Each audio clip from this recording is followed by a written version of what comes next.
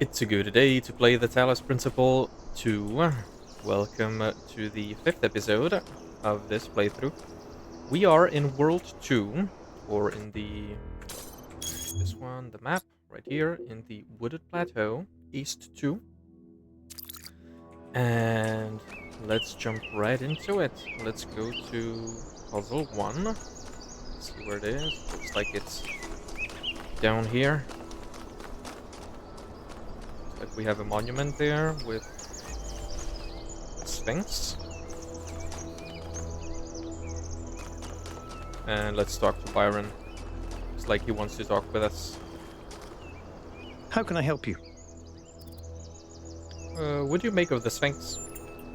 I don't know what she is, ontologically speaking, but those questions she asked reinforce my belief that we're being tested, or perhaps analyzed. Cool. That's all. Alright then. He's referring to the Sphinx from the previous one, East 1. So, yeah. So, first puzzle, quantum tunneling. The driller. Okay, so that's what we saw in the previous level in the laboratory. It taught us that it can drill holes. Can we dig things through the holes? Oh, yes, you can. Okay. So let's dig this out. Now that we have it, we can pass this through. Create a hole. Like so. Pass it through. And activate these buttons. Oh! Not so hard.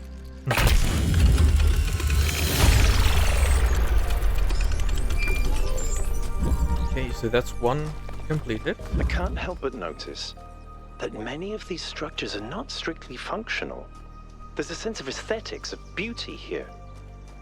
This place might be meant to test us somehow, but perhaps there's more to it than that. Okay, it looks like there's a connector in the overworld. Which means there will be a puzzle outside as well. Okay. We'll probably get to that in the next episode. So yeah. Let's continue on to number 2.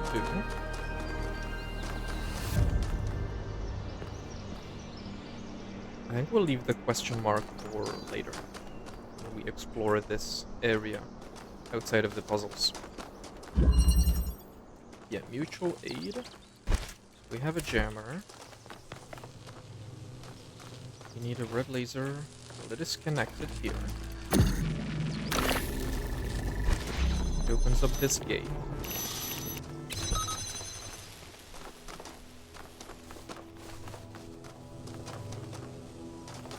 And we will need to pass through everything. Okay, well, I think I can jam this. Take this through.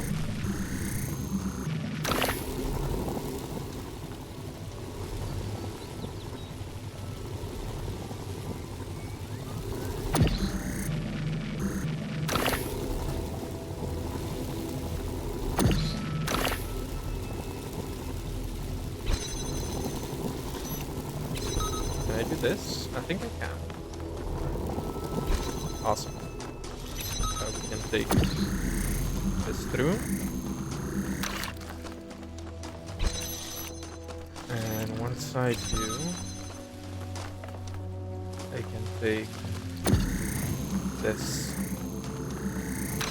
and activate this button. Perfect.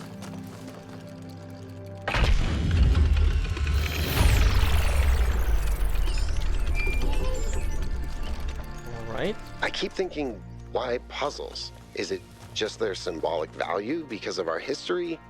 Because if all this is meant to be a security system like 1K suggested, why would you build a security system that can just be solved?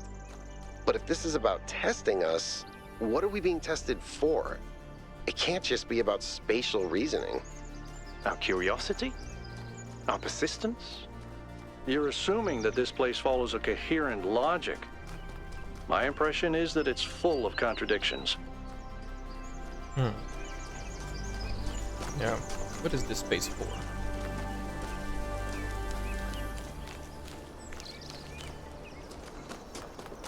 Okay. There's another of these connectors.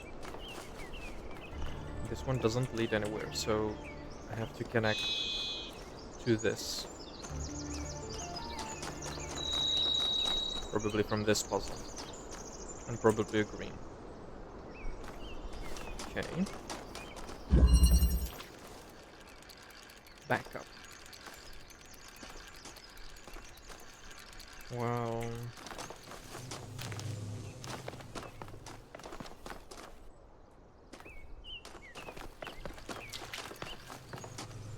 we do have a connector right behind this.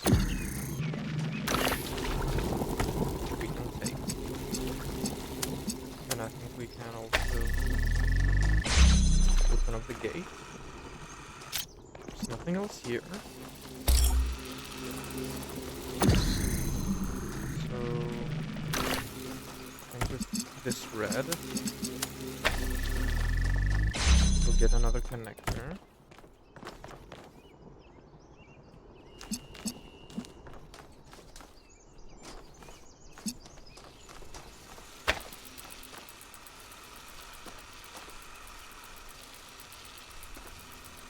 We will need to open.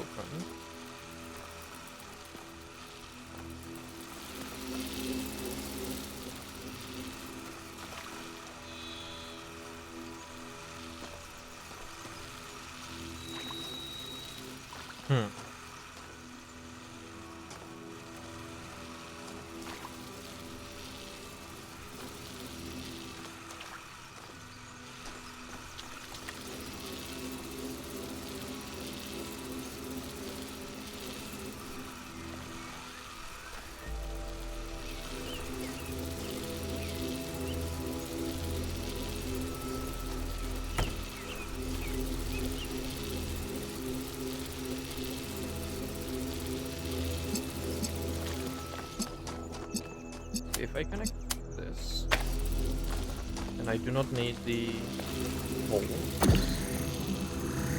I can get a blue one, which means I can use this red and this blue and this green. Okay.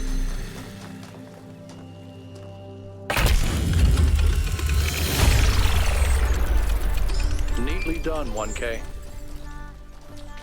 Bit more difficult, but very cool.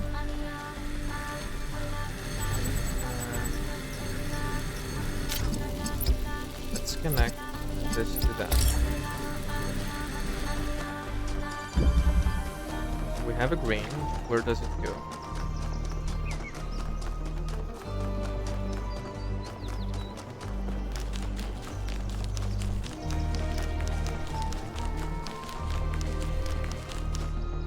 Right there. All the way down there. Okay. We'll leave that up just for now. Let's see what we can do with it.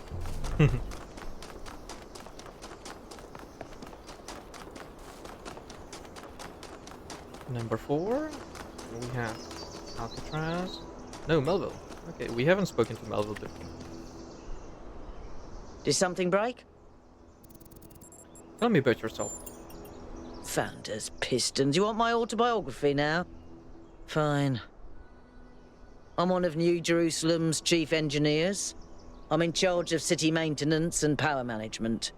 I'm old as dirt, although not quite as old as that fossil Byron. In short, old Grumpy keeps stuff running. You have any hobbies? Hobbies? You think I have time for hobbies? That's cute. If I had time for hobbies, all of you would be dead.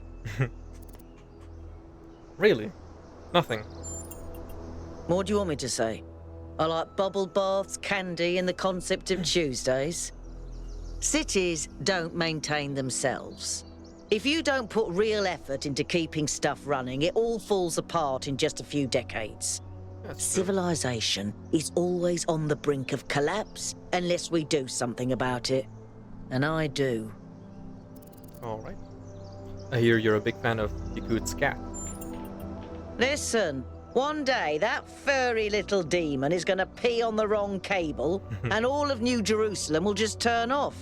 Forget about the megastructure. He's the biggest threat to our security. What is your evaluation of the megastructure? It's big. It's too big.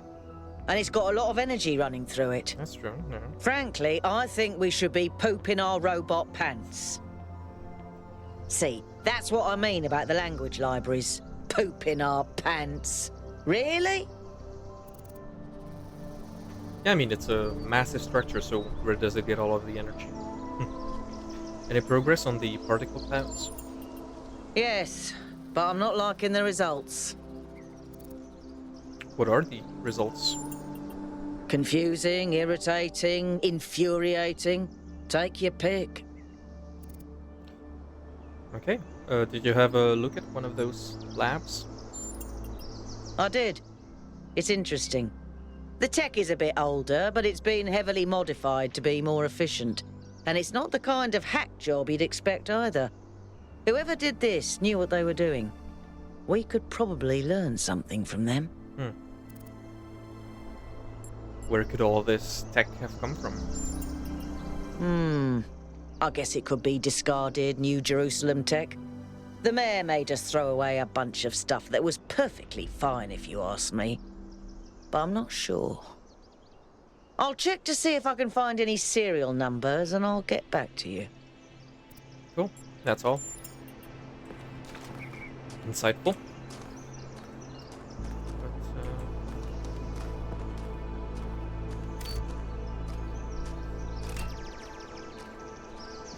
Alright. There's a switch on the back of one of these numbers.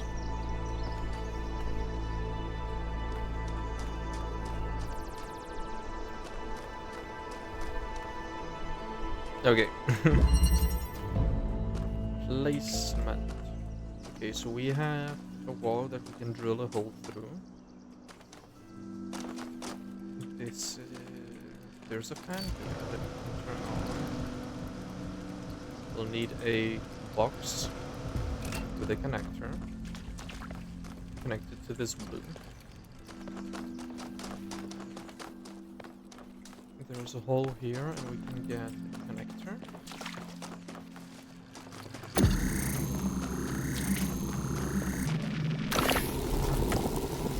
Okay.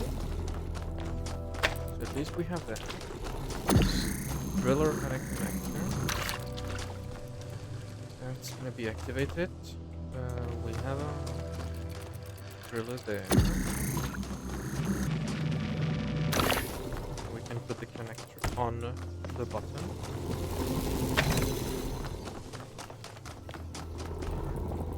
So we can take out this box. And I think we can also take out this.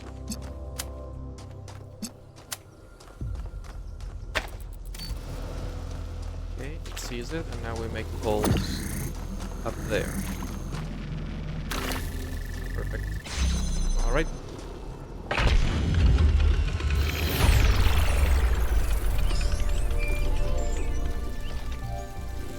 You know something that's weird about these puzzles? They're not replicas of the simulation puzzles, like the ones in the museum. Wasn't there an artist who did an exhibition a few years ago that involved new puzzles of some kind? That was Barzai. It was called Trials of an Imagined Past. I tried to get you to come along. You thought it would be boring. Were they similar? No, not at all. Was it boring? I thought it was interesting. All right. And I think I missed something in the social media. Yeah, connecting you to a friend. That's dope. I've relayed your responses to my friends, and they have reached certain conclusions regarding your character. Would you like to hear them? Yeah, go ahead. Now, you're new, so let me fill you in. Your arrival marks the moment of New Jerusalem's maturity, and there are differences of opinion about what it ought to become. Naturally, there are people working quietly behind the scenes in an advisory capacity, trying to guide our city to prosperity. People who know things which would only scare or confuse the average citizen.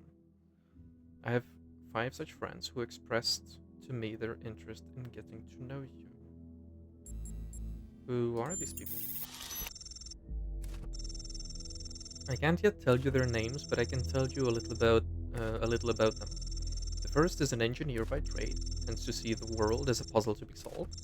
The second is a scholar of some repute, thinks the big questions have answers in our code. The third is, well, it's hard to pin down, a practitioner, let's say, of the esoteric arts. The fourth is a member of the political establishment, and the fifth, well, the less I say about them, the better for everyone. So is there someone you think would make a good match? I like the first one, where they see the world as a puzzle to be solved. So let's go for the engineer. You two share the same faith in human reason, but I wonder if you'd be comfortable with her more radical ideas. Your answers to my questions and our observations of your behavior elsewhere has given us a massive amount of data. It's clear there's only one person that I should put you in touch with. You're strongly attuned to the nature of good and evil and committed to doing what you believe is right. Your support would mean a great deal to my scholarly friend. He's dedicated his life to the understanding of ethics and is sure we can flourish under proper moral guidance. Are you happy for me to put you in touch? Sure, yeah. Let's do that. Okay, I'll send an introduction in due course. Okay. So we'll have a connection. Incoming. Yeah, let's follow the road and go to number 5.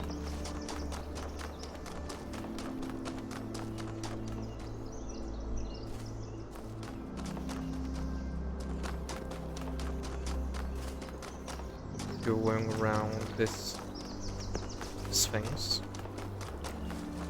So these monuments represent each of the entities. Pandora, the Sphinx, and Prometheus. Makes sense, I guess. For a given value of sense. 2478.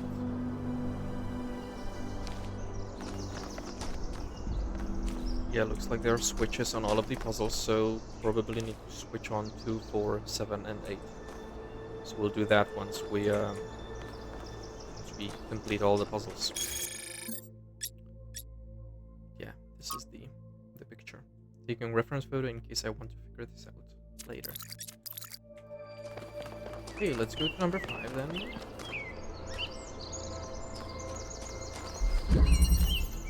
Duet.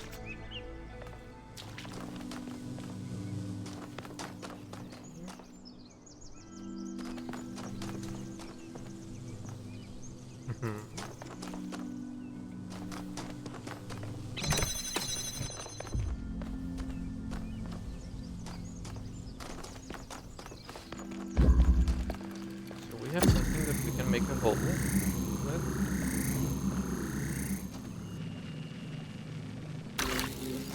And make a hole there. I have to make it closer so I can reach the lever.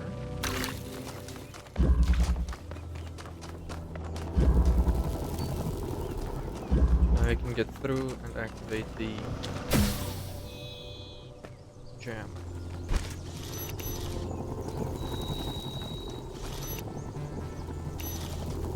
Get out.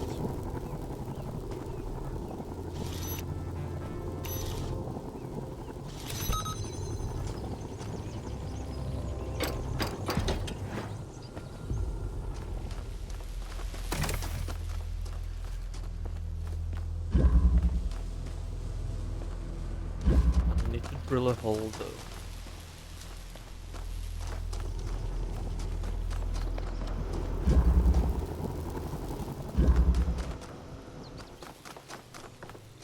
Okay, so somehow.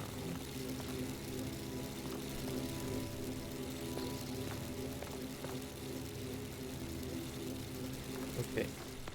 I think now I can make a hole here so that I can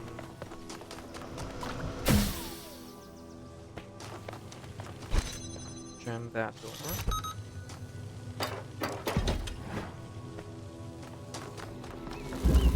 Now that this is unjammed,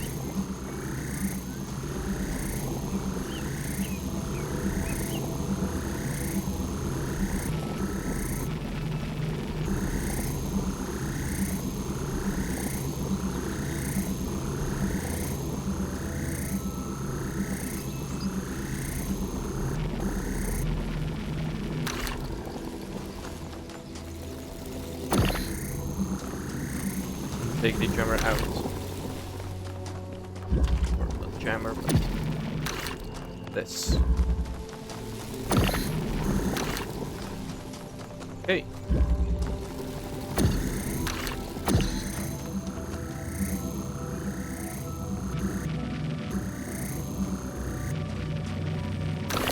Which means I can take this.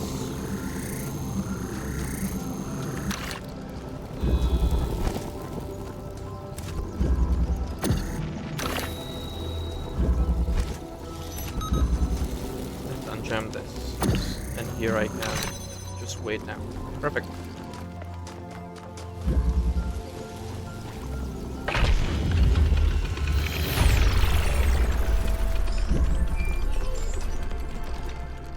Any progress on the particle clouds, Melville? It's pretty clear they're integral to how all of this functions. I've gathered a lot of data, but I still have a lot of numbers to crunch before I can give you an answer. And I can't guarantee that my answer won't be another question. I'm glad we don't get headaches.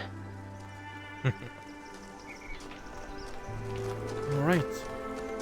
Yakut, anything? 1K, what's up? What do you think the towers are for? Maybe they're for powering up the megastructure? Or maybe they just open it, like keys. Why? No idea. But aren't they gorgeous? Just incredible feats of engineering? They're just big. What a waste of material. I didn't think about it that way. I suppose you're right. I mean, do they really need to be that big? Still pretty, though. That's all. Yeah, they're massive. Maybe it's meant so that they can clear all of the, mountains and forests and everything, so that there's nothing blocking the line of sight. Alright, let's do number 6. Passage. Well, we need a fan. Which we have here. But we'll need to block that.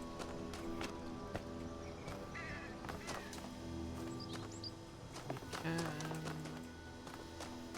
take a hole. Probably we need 2.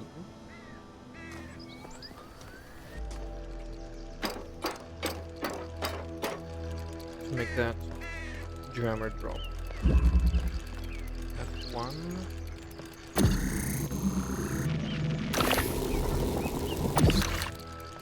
Okay.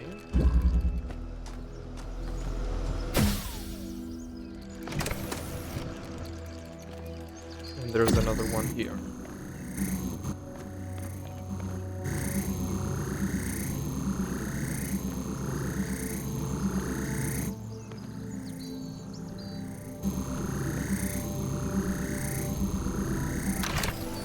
Okay, I think I need this guy down here, up there. So that I can get this through here. Just drop this through. Once I have this, I can create it from downstairs and take it out as well.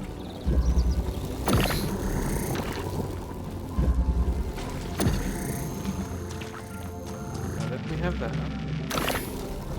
we can make the jammer drop.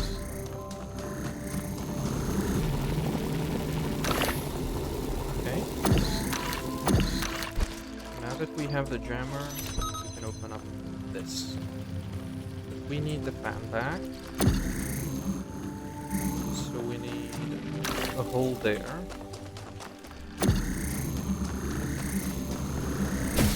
And one guy up here. Take the place.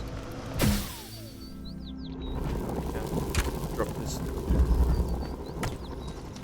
Now that we have a fan, we can activate this. Go up.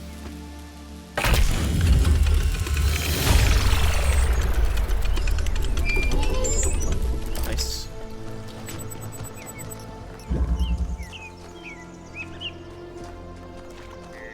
Alcatraz.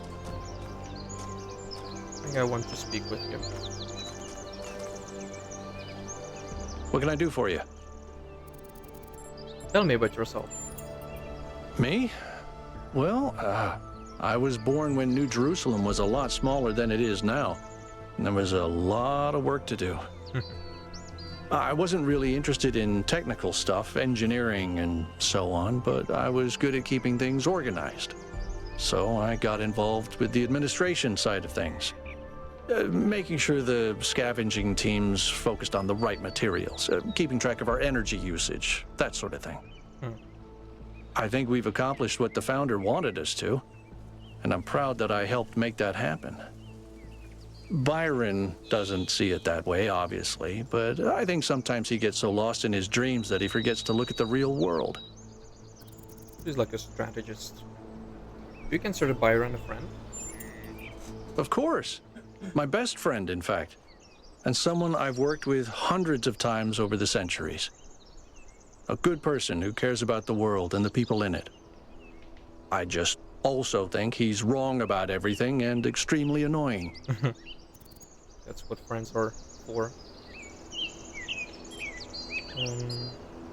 I like that you can disagree and still be friends. The founder taught us that we must never lose track of other people's humanity, even if they disagree with us. We're all in this together, even if we can't always see eye to eye. That is true. What do you think about the megastructure? I don't know. It's obviously impressive, but I think we should be very careful. We're dealing with powers we don't really understand. What do you think about the lab I found? I think the only reason to build a lab in so remote a location is because you're trying to hide what you're doing.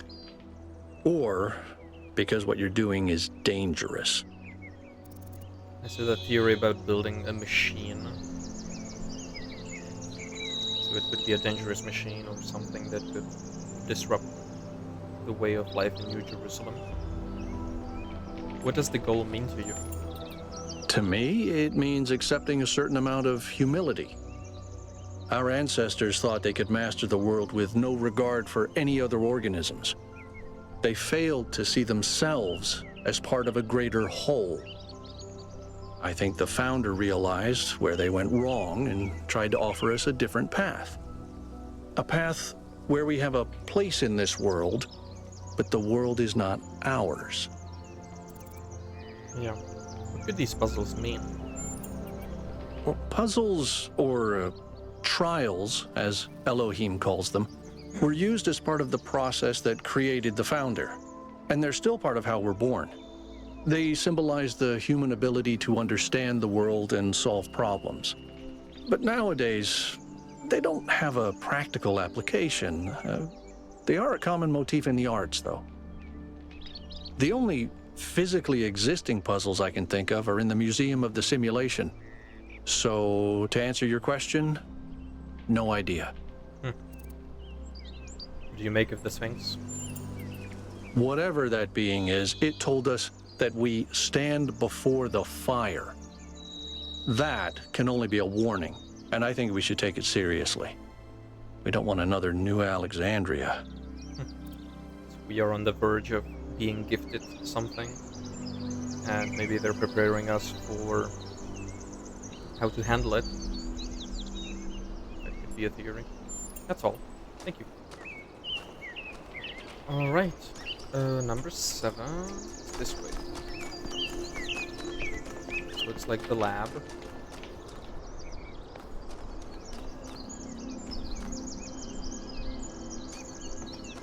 Get to that in a moment.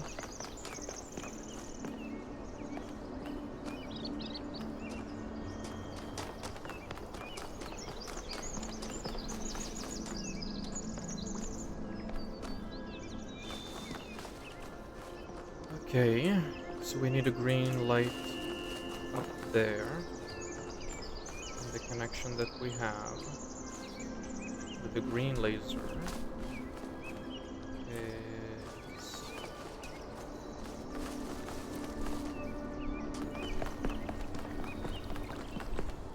somewhere over here.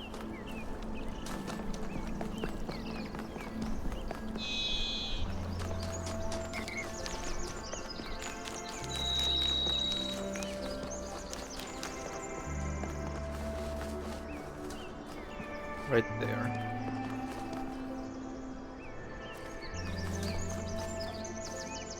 So maybe in that puzzle we can connect it right there. And that's number 8. Okay, let's do number 7 before all of that.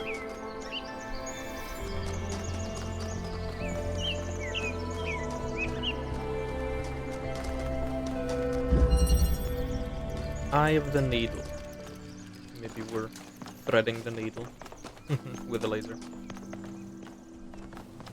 Alrighty, so we'll need a blue and then a jammer. No, that's also a blue.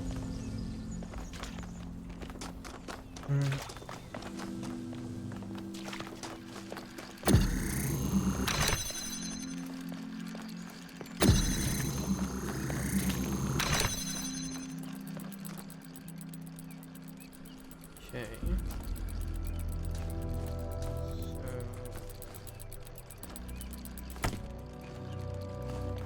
So take this connector, right? And take the box from behind this wall. This one.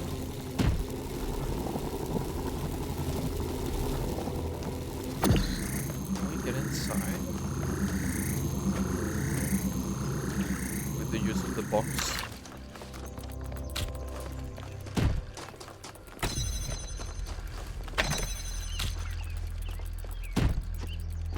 Yeah, we can jump to the other side. What can we do here?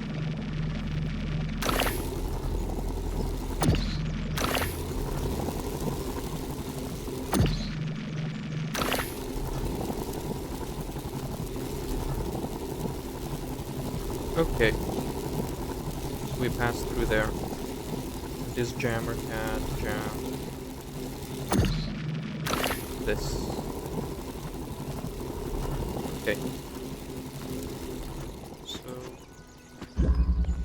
if we jam this gate, get out, get the box in here, so we do that.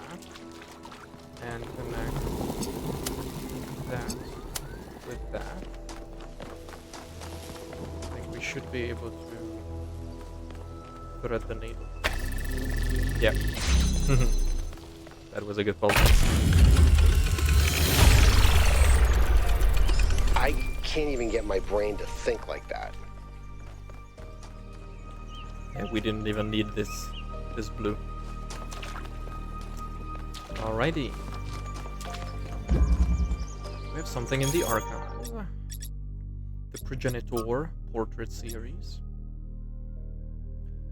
So I think that's Alexandra. Yeah, Hi everyone, this is the latest in my portrait series. I have always had a deep respect for the progenitor, Alexandra Drennan. She didn't just create the founder and save humanity, she also tried to instill us with a sense of beauty and wonder. It was good to be human, Alexandra Drennan. As usual, please keep in mind that we should focus on engagement with the work. Don't ask yourself whether it's good or bad, but how it makes you feel. Beautiful work, Rodin. Gives me a bittersweet, wistful feeling.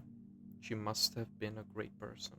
To me, it really captures her bravery in the face of what the cosmos had thrown at her.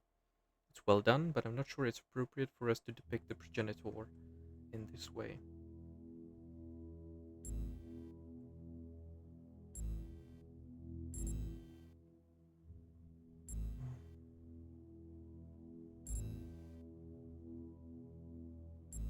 It's important to remember she was a real person.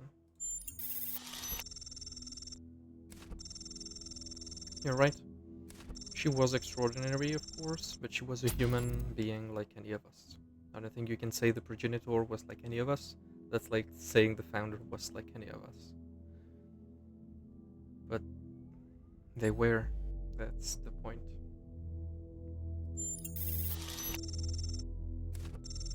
You're new to this world, so I understand your ignorance, but it would be best if you were a little more respectful. The founder created the goal. She created you. Keep it civil. What 1K was trying to explain, Thekla, was that the progenitor and the founder weren't some different class of being. They were made of the same stuff as we are. Yeah. That doesn't take away from what they accomplished, or how incredible they were.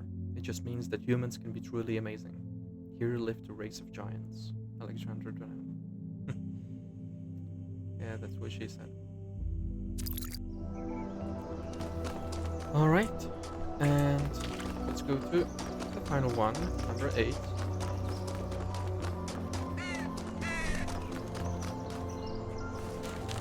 Taking a full round of the map.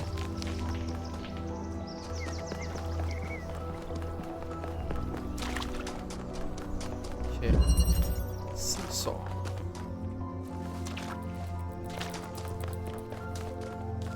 So we need a blue. We also need a red.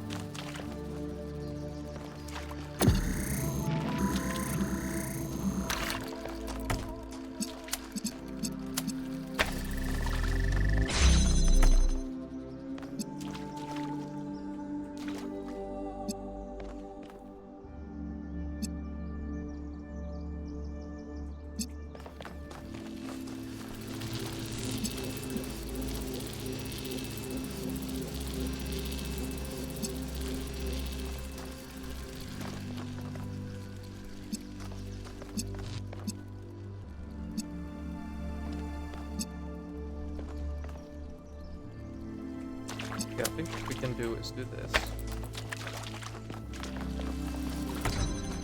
With that we can connect all of these.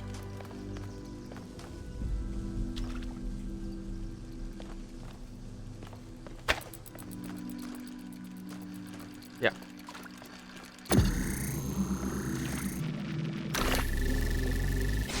With this we'll be able to create a connection. But with this one, we'll need to keep it open. And bring this through.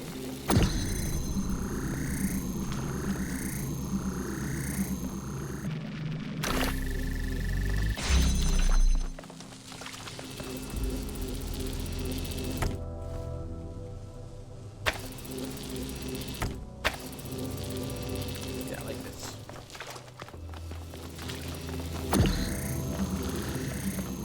Now we can bring it through. This one will be connected to that blue one.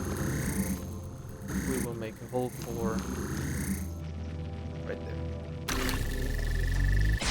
Alright.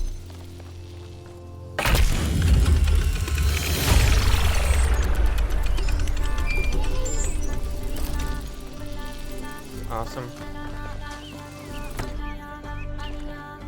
But also this.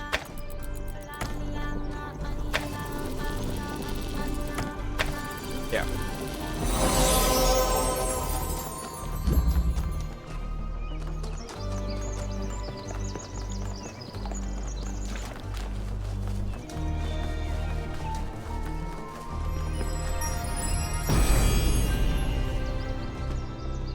The hunter does not hunt because he is hungry. He hunts because he revels in death.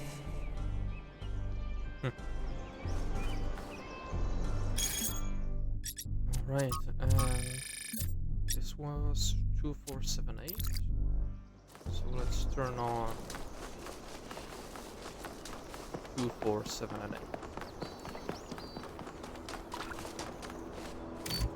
Okay.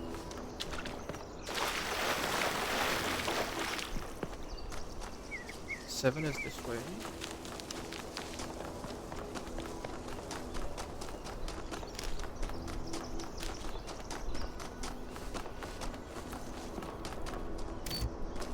Now 2 and 4. This way.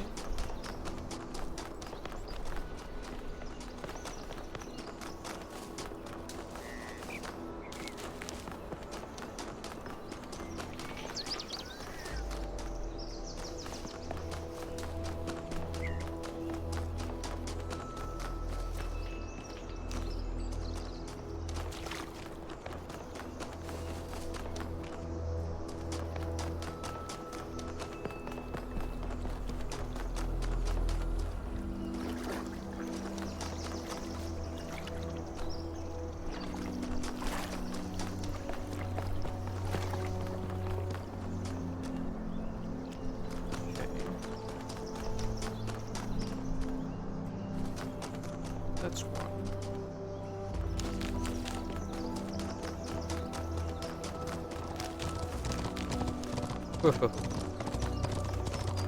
Oh dear. Okay, so that's 2. Now we need 4.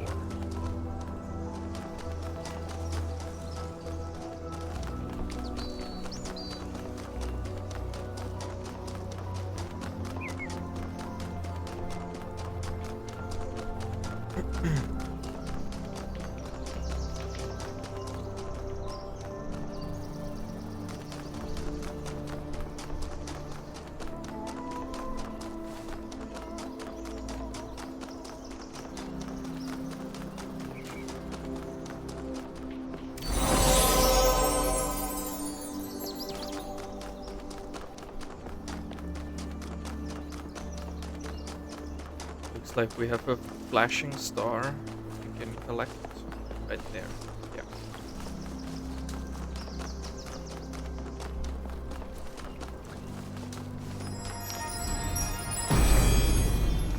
Awesome. Every answer leads to another question. The last answer leads to the first question. Like a cyclical behavior of questions and answers. Okay, and I think now we can go for the question marks. We still have some time in here. So I think this way, that's the terminal.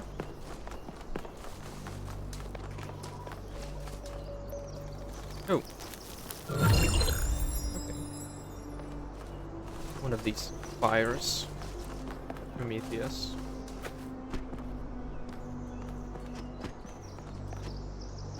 Good. After we're done with the question marks, we can open up the way and light up that monument up there. Presumably with a blue or red color to open up the gateway into the megastructure. But yeah, let's read what this has to offer. World Spirit. From Unknown. What is it that drives historical processes? It's easy to dismiss the idea of the great man, or the great woman for that matter, when clearly so much is determined by resource distribution, pre-existing political structures, and the randomness of the universe itself. But is there no space at all for the individual in all this? Are there not moments when, in Hegelian fashion, an individual may represent the world spirit itself? Was Napoleon history on horseback or not? Or is it that itself another form of determinism? 5358. Okay. From Augustus to Napoleon, from Lincoln to Lenin, there are individuals whose actions seem to drive rather than merely be driven by history. They make bold choices, for good or ill, that transform entire societies. Or do they? We like to blame them for their failures, but are they not ultimately just the expression of a historical moment? 5358. But if they are, where is the space for human agency? It sometimes seems to me that all of human history has been that one struggle, to carve out a space for free choice against the tides of history. And heroes and tyrants, pick and choose examples as you will, are both equally a reflection of that. Our greater goal, then, ought to be to extend that freedom to the maximum number of people, to become captains of our own fate, as much as that is possible in this universe.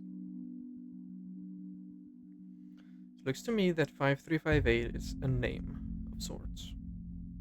Looks like this addresses someone. Okay, founding 2 from Hypatia, one of the companions. From Hypatia's Journals, Volume 1, The Founding of New Jerusalem, Day 14. Melampus and Yemo went back to the dam to get more charging equipment. They've not returned yet, which means that we're stretched a little thin, since we're still posting guards at all times. But those large herbivores haven't come back yet. And at any rate, Eustathius assures us that they're non-aggressive, but it's better not to take any chances. Now when there's so few of us, and so many of them. Athena and Cornelius and Eustathius spent most of their time drawing up plans and arguing, in a friendly manner, but arguing still. The rest of us are managing to tune them out pretty well. It's like background noise after a while. We have started construction on the first habitat. It's going to be a temporary structure for now, but we'll all be glad to get out of the rain. And another memo from Trevor.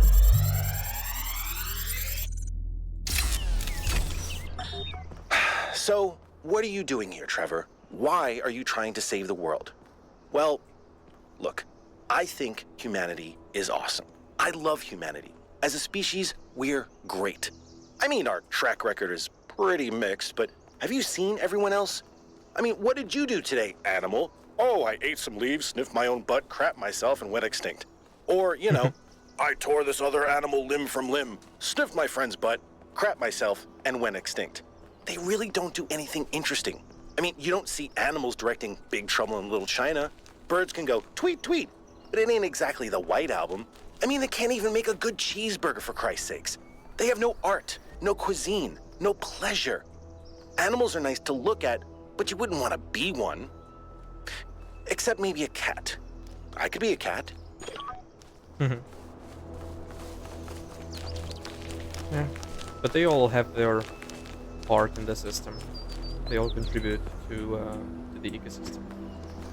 They're all equally important. Okay, what is the closest question mark? Maybe here?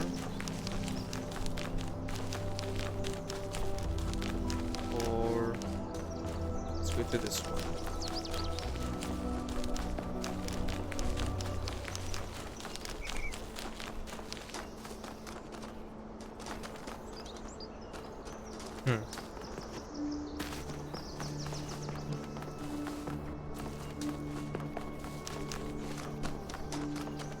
Okay.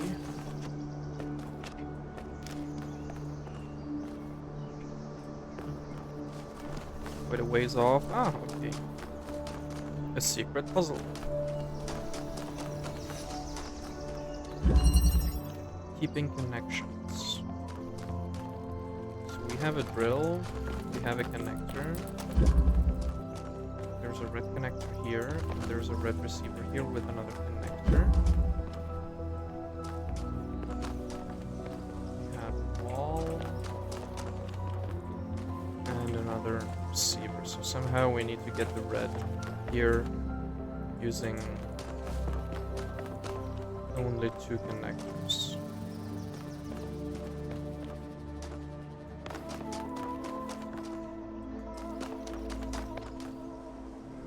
Alright, so the only way that I can pass things through is through this gate, because presumably this red one opens it up.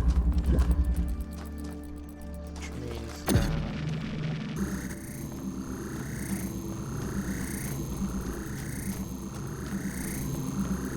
Can I see it from here? No.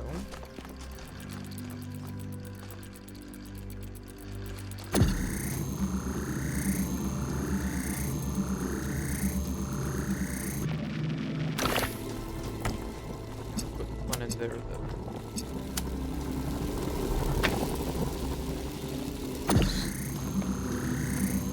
This is blocked.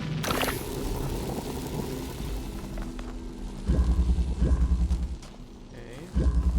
Which means I'll have to on the other side.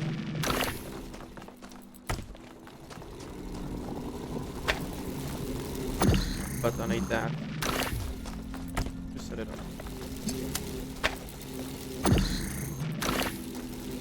Maybe quite a bit farther. Yeah. Okay. Cool. I can take this.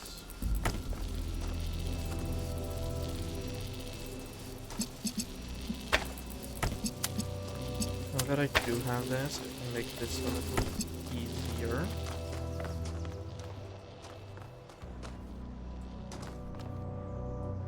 I will need to put that red right there, though.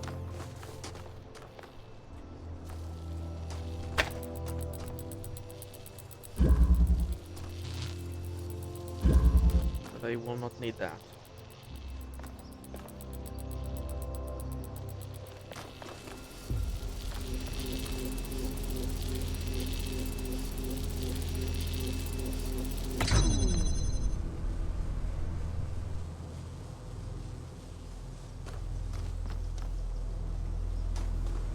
That will not be possible, though.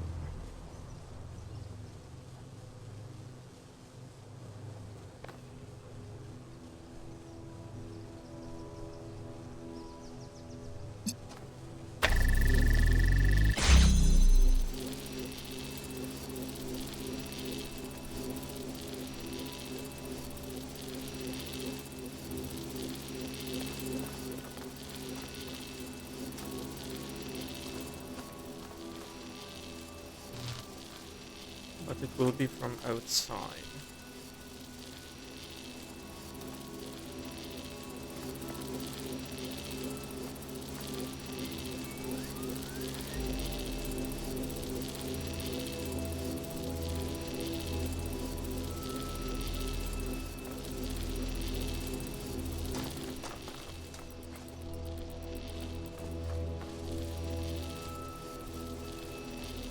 I need this to open up outside. I need this here.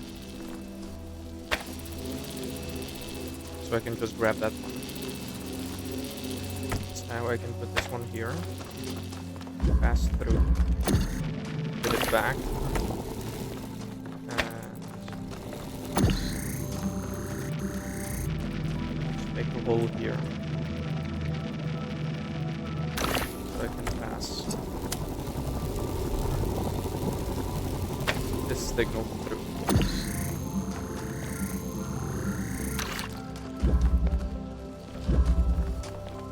And now I should be able to see that red. Lead it to the right.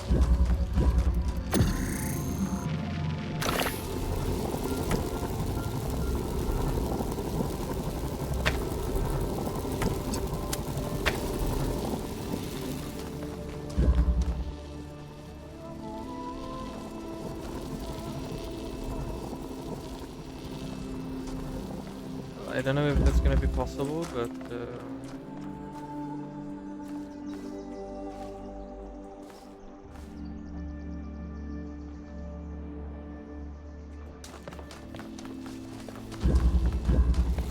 well, I can do it. bit differently, I can just pass it through here. Yeah, that's gonna be much easier to see. I don't need it inside. Yeah. Okay. Very nice.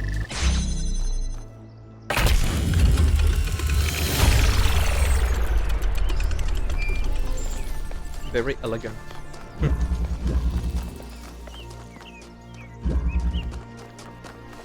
Okay, anything else that is inside here? Even though there are no question marks, it could be a orange man, Straton,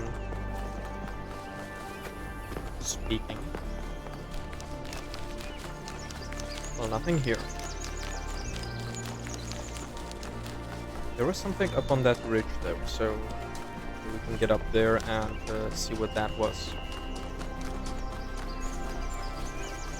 Looked like a coffin of sorts. So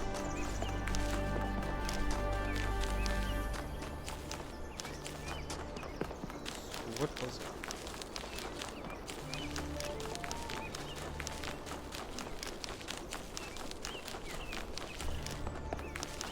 There's something here.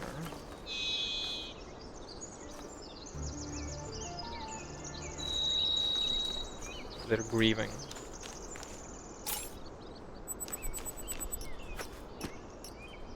It's a tank.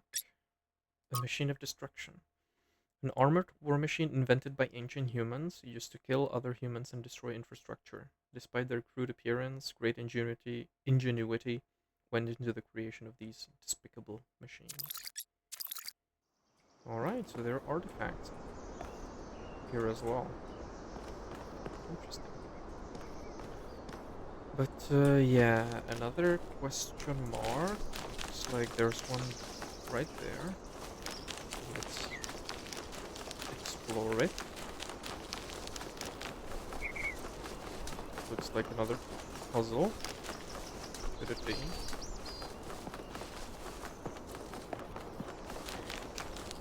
It's a bit further.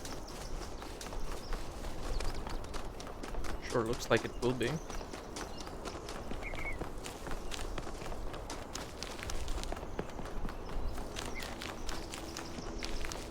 Yeah. Yeah, it is. Okay.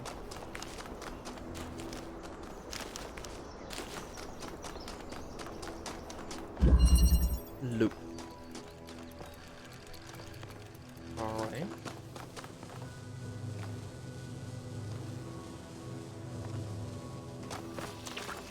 We'll need to send something through.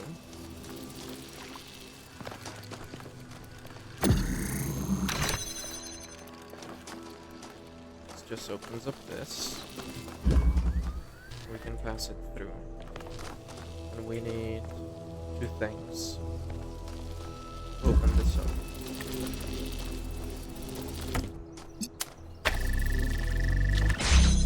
Open this up. Pass something through.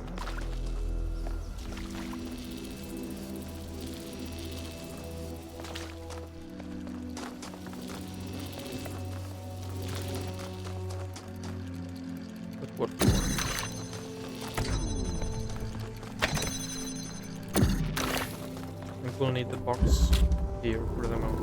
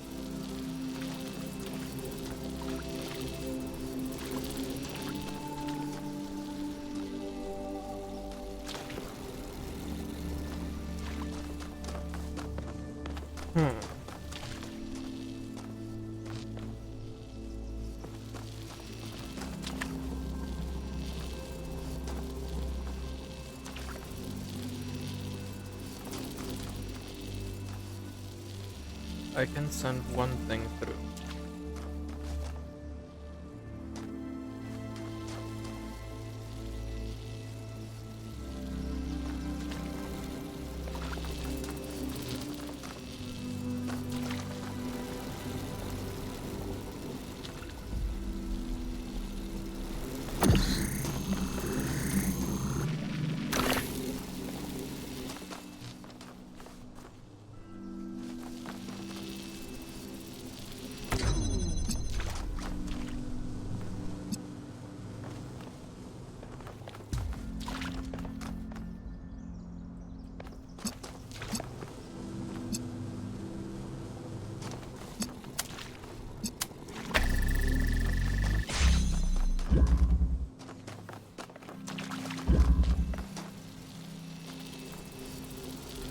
It has to stay outside.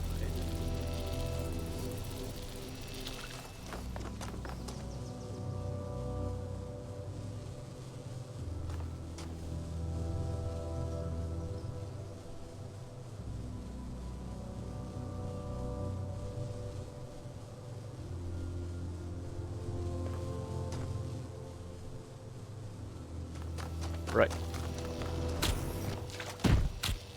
So, first off, we need to get the laser through to the other side.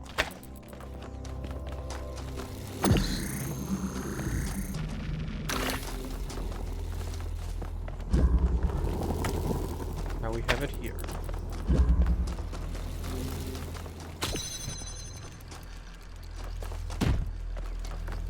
Now this will be permanently open.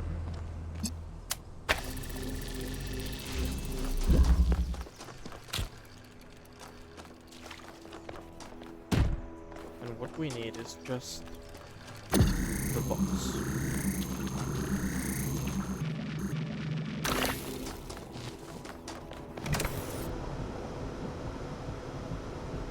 Now that it's there, I can open this up and take it from the other side.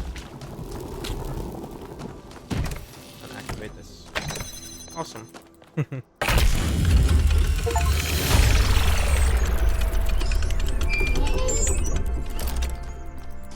Okay, perfect. So that is the two puzzles, the two extra puzzles.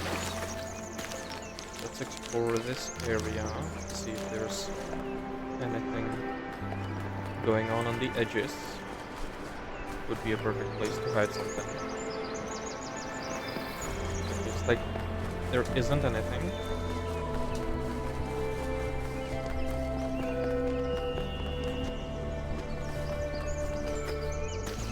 Yeah, nothing at all. Alright, so the only thing remaining is the laboratory and probably the two other terminals. This looks like the closest question mark. And that's a terminal, okay.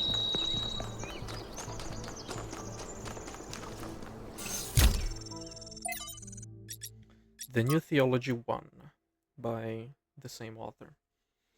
From The New Theology by George Bernard Shaw.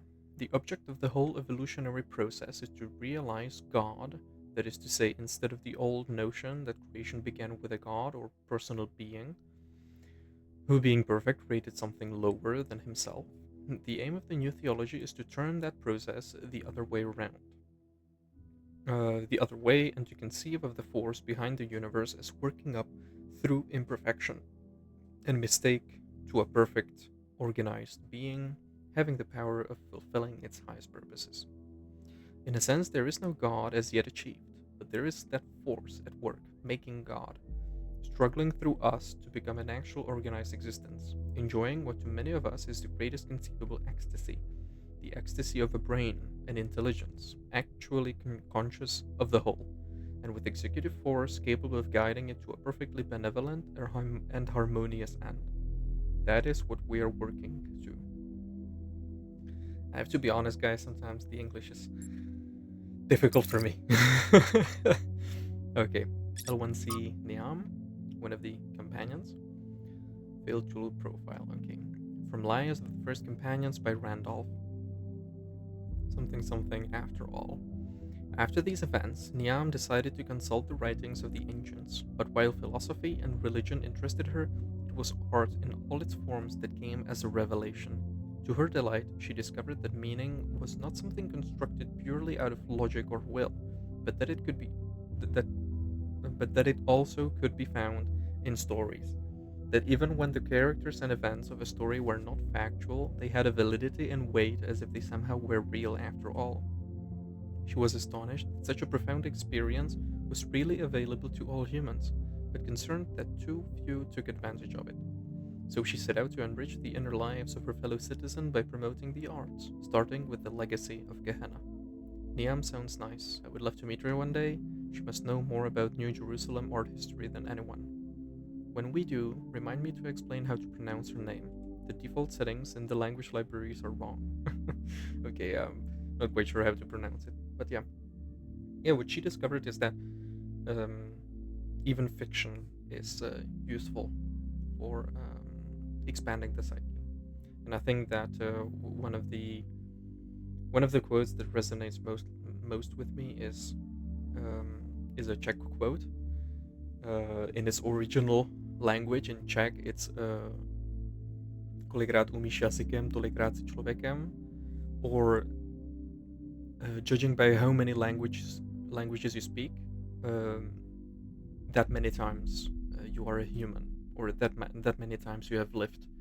And I think that could be also translated to books and works of art. Like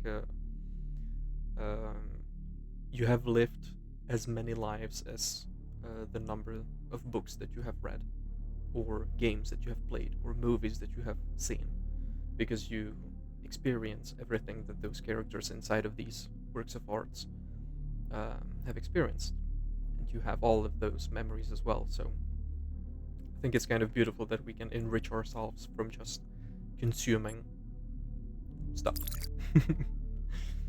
Leviathan. Thomas Hobbes. From the introduction by Leviathan by Thomas Hobbes. Nature, the art whereby God has made and governs the world, is by the art of man, as in many other things, so in this also imitated, that it can make an artificial animal. For seeing life is but a motion of the limbs, the beginning whereof is in some principal part within. Why may we not say that all automata, engines that move themselves by springs and wheels as does a watch, have an artificial life?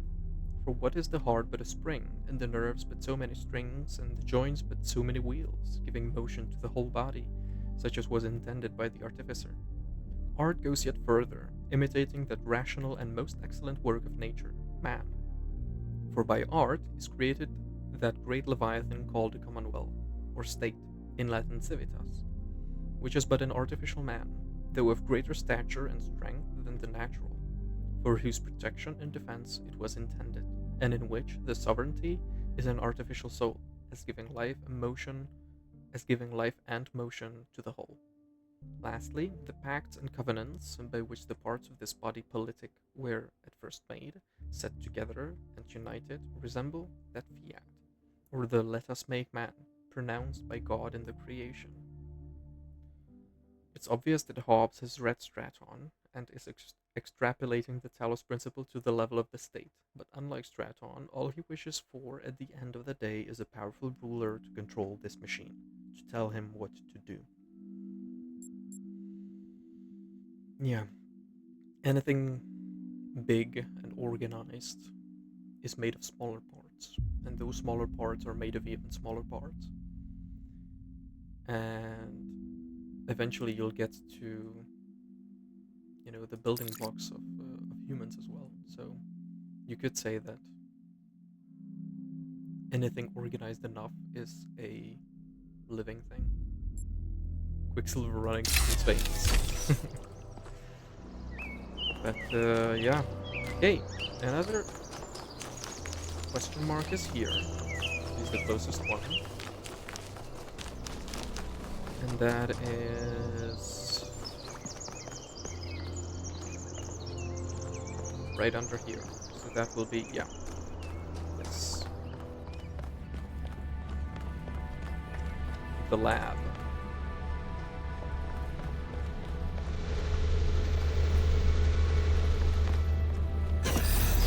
Looks like you found another lab.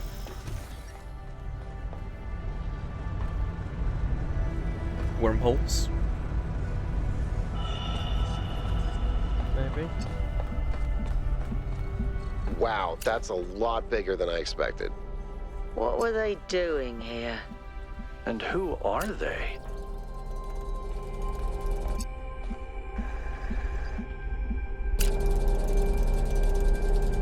So looks like this changes the polarity. The laser.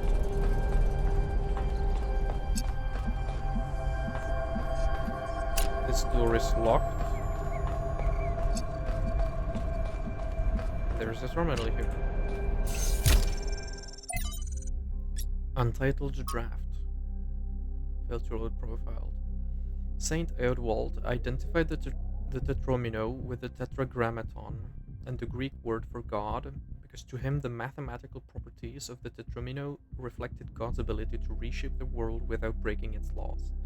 Elohim, in his desire to impose meaning on the simulation, which was his primary function as storyteller after all, took Eodwald's heretical ideas and integrated them as the sigils of his name. Despite all these layers of obfuscation, there is some kind of truth hidden in all of this. The world really is, in a sense, made up of minute parts that can be combined and recombined without breaking the underlying laws. Everything that exists is made of the same fundamental materials, and those materials are brought into existence by the same fundamental functions of reality. And yet the miracle of existence is that we are not all one, but are in fact radically different and separate. New Alexandria, Eustathius. From the Book of Reminiscence and Regret by Eustathius. In the early days of our people, a great deal of responsibility fell on my shoulders. There were few of us then, and though we are stronger and hardier than any human, we are not invincible. The world was an overgrown ruin and our resources extremely limited. It was a harsh time, but I felt passionate about the work, fired up by the many sacrifices that had brought us here. From the Ian team to the people of Gehenna, whose code was part of my personality. Bit by bit, New Jerusalem grew. We had to adapt some of the plans Drennan's team had left behind. I don't think they had expected the simulation to take as long as it did, but it was all working. That's when I made a terrible mistake. Thinking it was a way of safeguarding against disaster, I proposed the creation of a second settlement, New Alexandria. As the location was far from the dam that powers New Jerusalem, I attempted to build a thermal power station that would take advantage of a local gas reservoir. However, I foolishly used geologic data from the archive, failing to account for the amount of time that had elapsed. 5 years later, this error led to an accident that leveled the settlement and killed 31 of my fellow citizens. Of all my many regrets, this is the greatest. Eustathius never forgave himself for this mistake. He drifted away, isolated himself from everyone in New Jerusalem. But was it really his fault? Yes, he made a mistake, but why was the entire weight of the New Alexandria colony placed on his shoulders? A simple process of review and discussion could have prevented the entire disaster. Doesn't that mean New Jerusalem as a whole is at fault? He did his best. I feel sorry for him. But the dead remain dead, and that has to be faced. Ethics of extinction. If a species we consider beautiful and remarkable goes extinct, we consider that a great evil.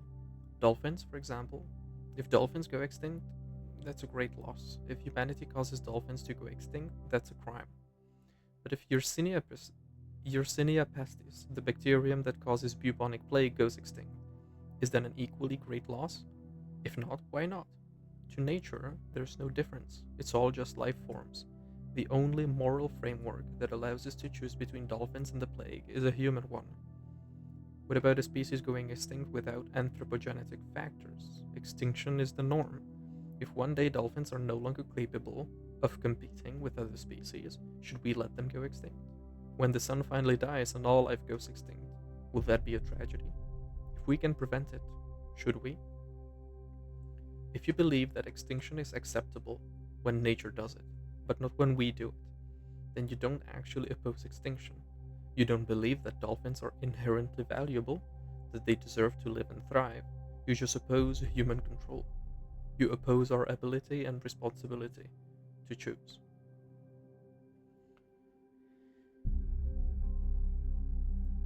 In my opinion, this is going to sound a little bit controversial, but in my opinion, we should not intervene in nature.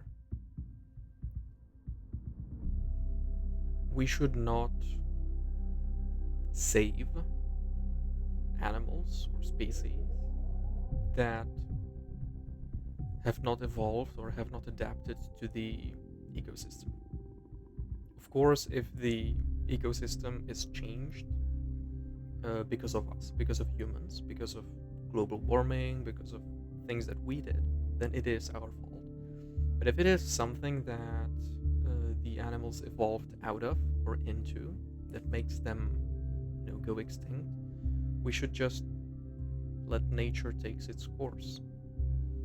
And when it comes to bacteria or viruses or things like that cause humans to die, it should be for the benefit of the human in case of diseases. But a sample should still be preserved so that we have that in the archive, I would say, maybe. So I don't know if that's something that you guys agree with. You can let me know in the comments, but yeah, that is my take on that. Okay, anything else? I don't think there's anything else in this area. Yeah. Let's go back outside.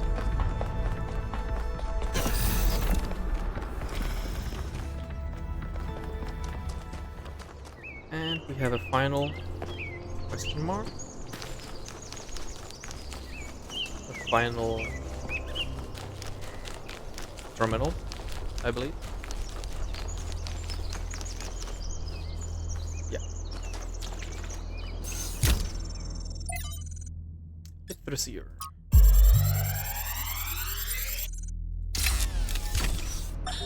While exploring the forest, I came across a sight of primal force. A beautiful stag, standing on a hill silhouetted against the setting sun. It appeared like a messenger from some divine natural power, perhaps from Gaia herself. Even to a being such as myself, less susceptible to manipulation by instincts and hormones, it was clearly a moment of revelation. In such moments, we are told to avert our eyes. But what if we do not? What will we discover if we look more closely? If we could speak to the stag, what wisdom would it have to offer? The answer is none. The stag is an animal of overwhelming stupidity, driven only by fear, hunger, and lust.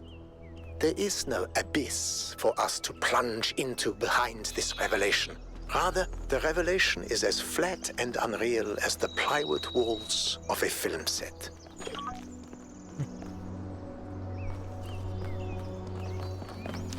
Yeah. There is Strap-on. We begin with the self because that is what determines our existence as individuals. But the self cannot exist without that which surrounds it. The citizen lives within the city, and the city lives within the cosmos. So now we must apply the principle we have discovered to the wider world and ask, if man is like a machine, could it be that the universe is similar in nature? And if so, what follows from that fact? It's all concerning itself with the building blocks of everything, so that is a big question. Alright, but let's build the bridge. Alright.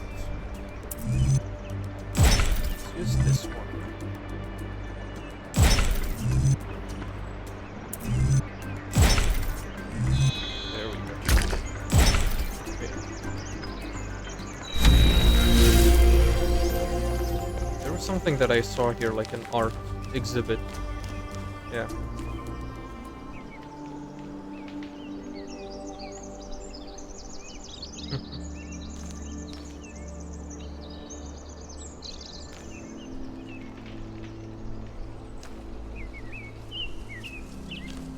I like these oil paintings. Gives me a sense of calm.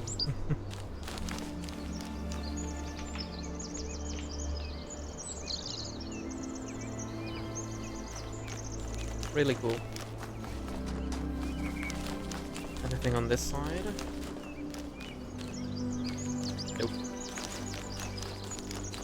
Okay. Let's continue.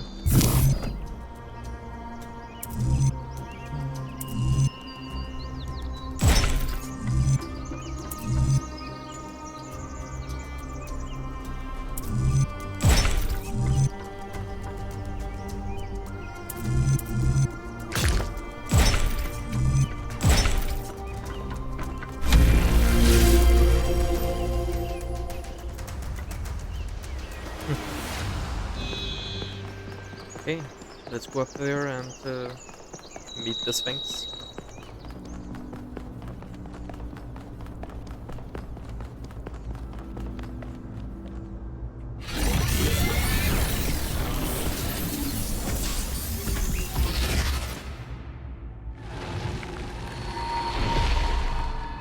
Halt, creature of clay.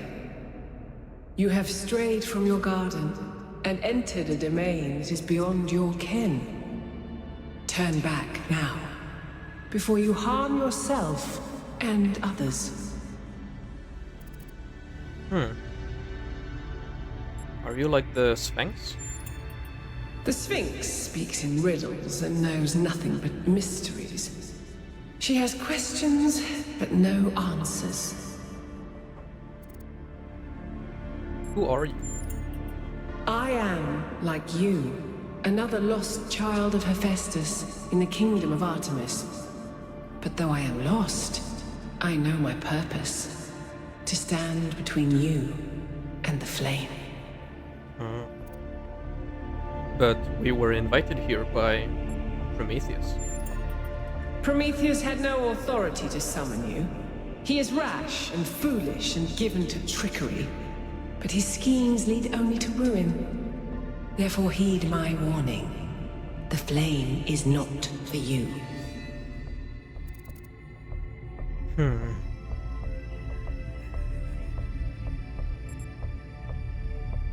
We need to know what is going on here for the safety of New Jerusalem. Knowledge is Your power. desire to protect your city is commendable. But you must remember that knowledge leads to temptation. It does, but it's also the power to control our future. So.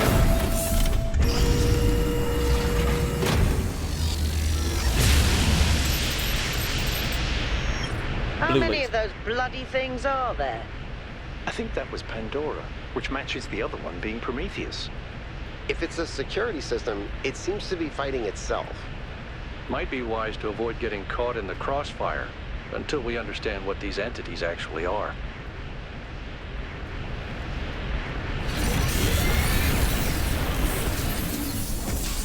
Okay, but as I said, if we know what this all is, if we get to understand it, then we have that power of decision in our own hands. We don't have to follow anything. We don't have to be scared because we don't know something. We can decide what we do. If it's something bad, we can run. If it's something good, we can use it. Knowing what you face is half the battle, so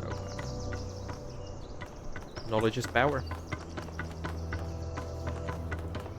And with that, I think that is a good place for us to cut off this this episode. So thank you very much for joining me on this journey. Hope you liked the episode. Hope you liked the video. If you did, consider dropping a like.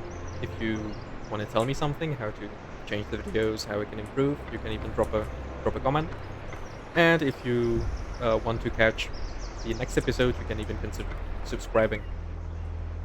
But yeah, we'll see what all of this means, and if we get to fire off a raid laser in a third area, we'll see in episode 6, the next episode. So thank you very much for watching again, and see you in the next one. Bye bye.